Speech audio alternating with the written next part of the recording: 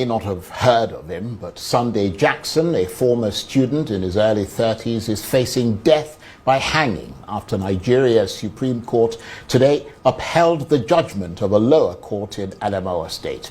Mr. Jackson was a student turned farmer who says he was violently attacked on his farm in Kodomti Forest in the Newman local government area in Adamawa State by a Fulani herdsman known as Buba Bawuro.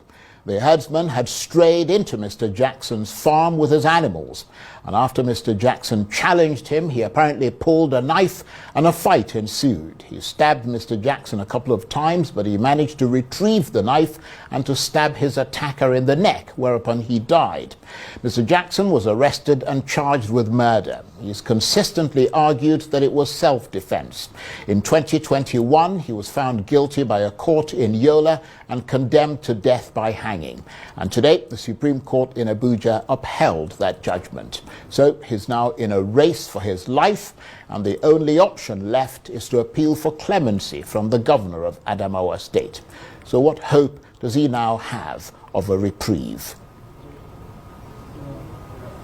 Well, for more on this case, I'm joined now in the studio by a member of his defense team, the US-based human rights lawyer, Emmanuel Ogebe, and by Dr. William Terence Devlin, an American human rights leader who has been supporting Mr. Jackson. Gentlemen, thank you very much indeed for coming in. Let me start with you, Emmanuel. Just briefly give us the background to this case and what led to Sunday Jackson ending up on death row.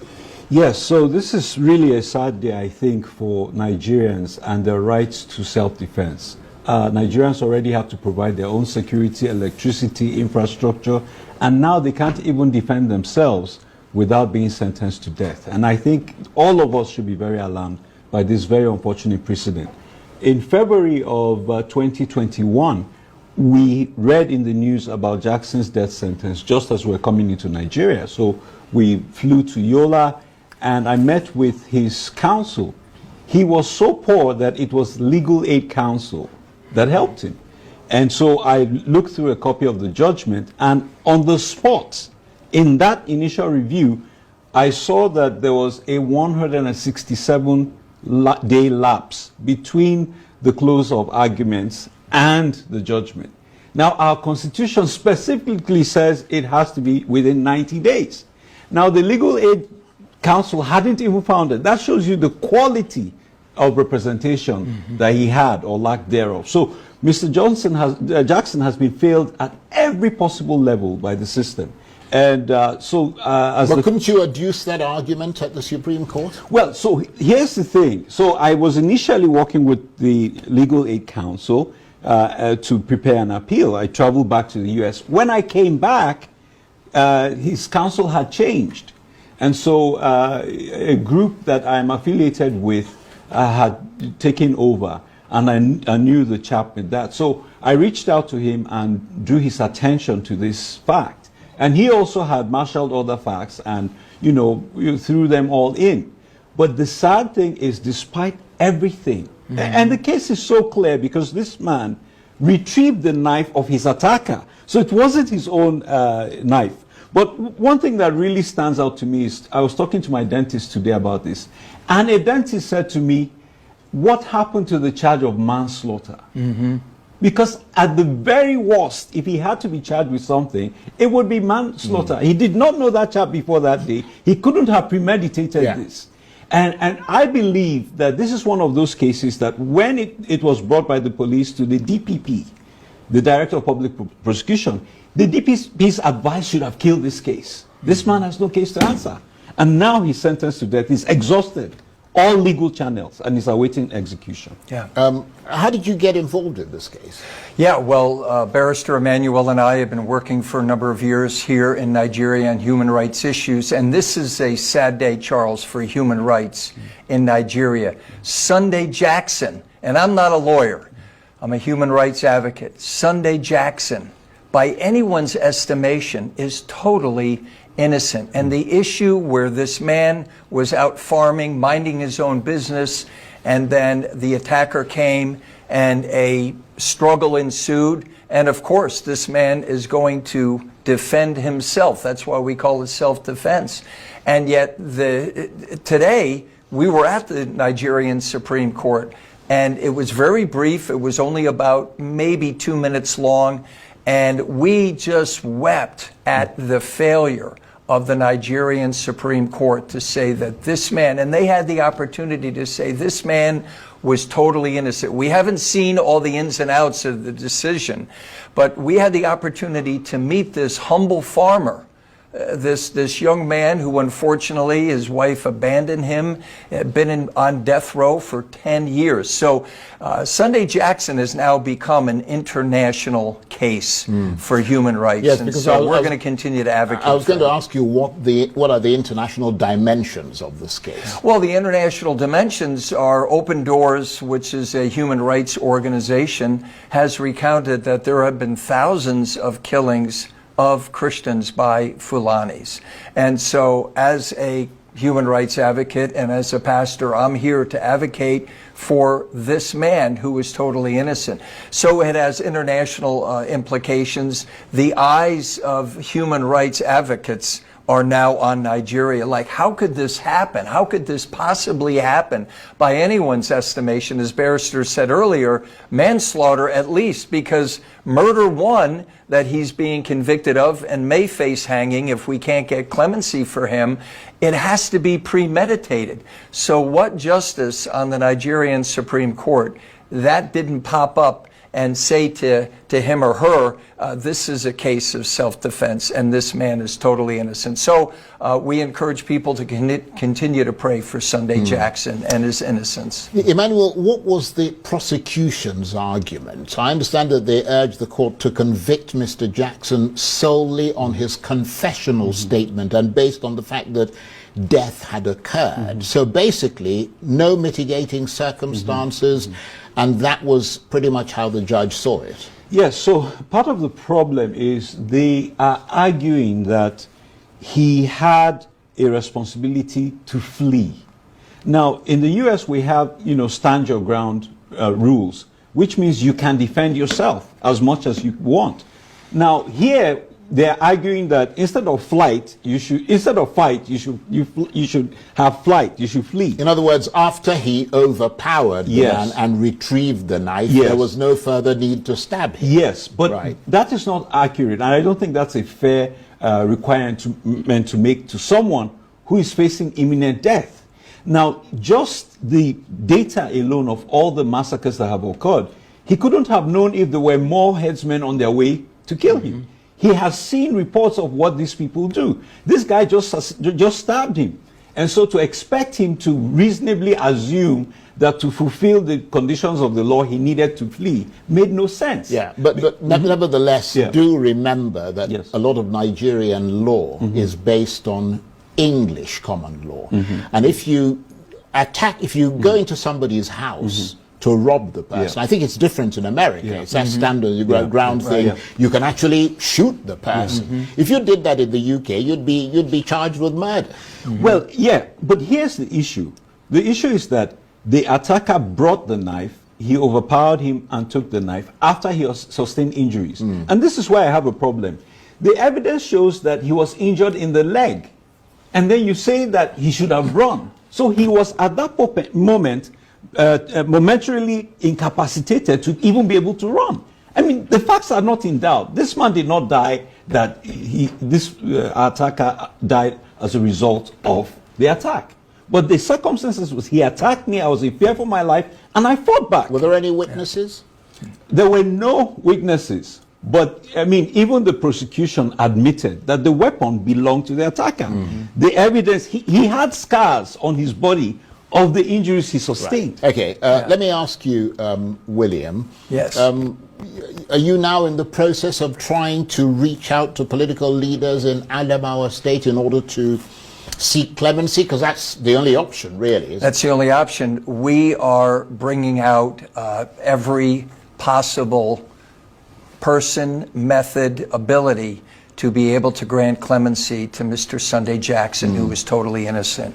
And so, yes, we are on a fast track to alert people that here's a man that you can stand up for from a human rights perspective. Be a hero today in Nigeria on the issue of human rights and stand up for this nobody, Sunday Jackson, that's totally innocent in spite of what the Nigerian Supreme Court said today. So yeah, we're initiating and we're going full force on that. And how much time has he actually got now? Well, we're not sure what the timeline is now. Right. And just to illustrate the level of disappointment, we had someone on standby to pick him up from prison today. Yeah. And I couldn't make the call to say he's not going home, he's going to be killed. His children are ill. We've had to take care of them. His wife abandoned him. And so even in this time, he's not surrounded by his family, and we're going to put him to death. But I do want to make a quick point here about we're standing up not just for him, but for all of us. The Fulani militia have killed thousands of Christians. They've killed Muslims as well. And many of them are foreigners. So we have a situation where foreigners come and kill Nigerians with impunity, and Nigerians can't defend themselves. Yeah. In the Northwest right now, Lakawura is a Fulani terrorist group that was invited to come and help stop the terrorism of Boko Haram and bandits. And they're now killing the people they came in to protect. Right. So Nigeria is under siege.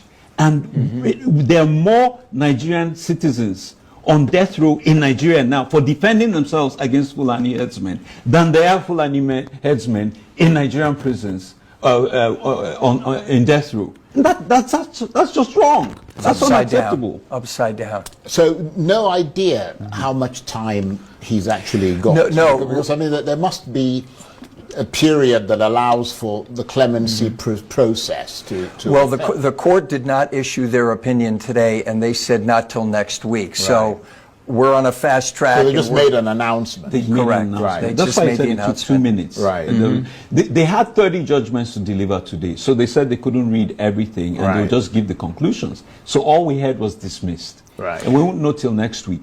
But I will contrast this with the death row case in Indonesia that we won. Well, I'm going to come to that in a minute because we're fast running out of time. But Yes. I mean, he's been in prison for 10 years. Yes. What must his mental state be? Well, we saw February 19th, 2021. We went to Yola and we actually had access to visit with him and to pray for him. So here's a man that has lost everything simply because he was trying to defend himself and defend his family and defend his farm. As Barrister said, how did Sunday Jackson know that there may be 20 other Fulanis that are coming right behind this gentleman who attacked him? So his mental state, you can imagine being in prison for 10 years, losing your family, losing your children, losing your wife. I mean, the man is crushed and depressed, and that's why we are going to continue to advocate for the innocence of Sunday Jackson. And Emmanuel, you were talking about Indonesia. Yeah. I mean, you've done a lot of cases across the world. Tell us about that case in Indonesia where you got a Nigerian off death row and how that contrasts with what happened here in Nigeria. Yes, so that was a fascinating case. It's definitely one of the most complex cases I've had to deal with. And the gentleman was convicted under the identity of Emmanuel Ihejirika, which wasn't his real name. The passport wasn't his own passport. So he ended up, by mistaken identity, getting a death sentence for crimes that he did not commit. And we had to prove that he was not a Sierra Leonean, but a Nigerian. And we couldn't get the data from the NIS. And so That's the Nigerian Immigration Service. Services, yes. So we had to conduct a DNA test on his brother from Ebonyi State here in Abuja. And then we had to do a DNA test on him in prison to establish. This is one of the most bizarre cases ever. We had teams of lawyers working in Indonesia, Australia, Pakistan, and Malaysia, and then myself in the US. And very fortunately for us, the Indonesian Supreme Court granted him a reprieve. And he came home after 20 years from a country that is, the biggest Muslim country in the world. There's a bit of racism in that country, and Nigerians have a terrible reputation. But the Supreme Court set a poor Nigerian free, and he came back maybe about a year ago to Nigeria. Yes. The work that Sonia Akoni, the counsel on this case, did was fascinating. He's won death row cases before, but this was a big shocker to us. And about the timeline, quickly, I was going to say, in Indonesia, we came into the case after he had exhausted everything. He was awaiting execution. But the Indonesian ambassador told me here in Abuja, he said, listen, 27 days to his conviction, you have a right, to his execution, you have a right to file an additional appeal. So we went around the world and we gathered our data. We had huge briefs. When he was told he was going to be executed, we submitted our appeal. And a couple of years later, the court said, we're going to overturn his death sentence. So in our case in Nigeria, we don't know the clock we're working with, but definitely time is of the essence to get him free. But on a final word, yes.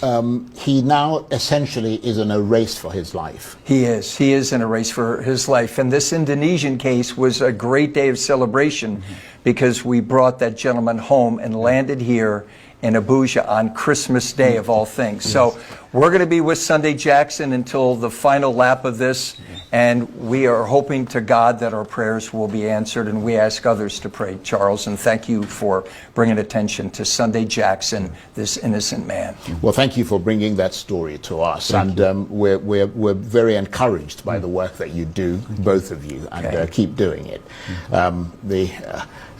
Dr. William Terence Devlin is an American human rights leader who's been supporting Mr. Jackson, and of course Emmanuel Ogebe is a member of his defense team, and he's a US-based human rights lawyer. Thank you very much indeed to both of you.